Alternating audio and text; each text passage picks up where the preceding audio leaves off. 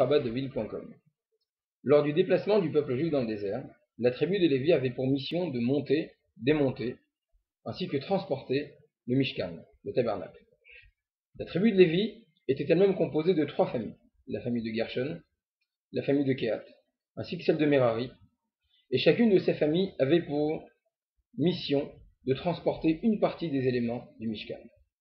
La famille de Kehat, elle, avait pour mission de transporter les 5 éléments les plus précieux de ce Mishkan. Le Haron, l'arche sainte, la Ménorah, le chandelier, le Shulchan, la table de proposition, le Mizbeach HaZahav et le Mizbeach HaNchoshet, l'autel fait d'or ainsi que celui de cuivre.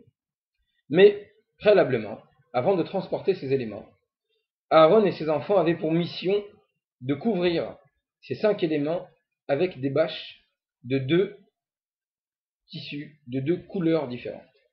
La première était faite en peau de tachash, la seconde de la laine teintée de trélette bleu azur. Le sage nous explique que le tachash était un animal qui avait une peau multicolore.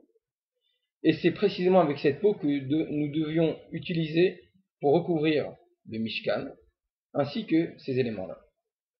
Quant à la couleur de trélette, dans les lois de Tzitzit, Maïmonide nous explique que c'était une couleur qui ne devait jamais perdre de son teint, elle ne devait perdre jamais de son originalité et de son ton resplendissant.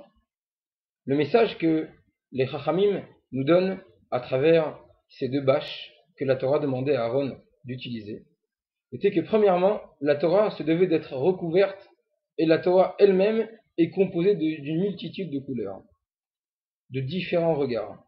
Chacune d'elles fait le charme, la force et l'originalité de la Torah. Quant aux trélette, chaque juif, chacun d'entre nous doit prendre conscience que nous devons et nous ne pouvons perdre de notre teint, car si nous perdons de ce teint-là, si nous perdons cette couleur-là, nous risquons de nous assimiler, nous risquons de perdre, nous aussi, toute cette originalité que la Torah nous offre à travers ses différentes facettes. Shabbat Shalom.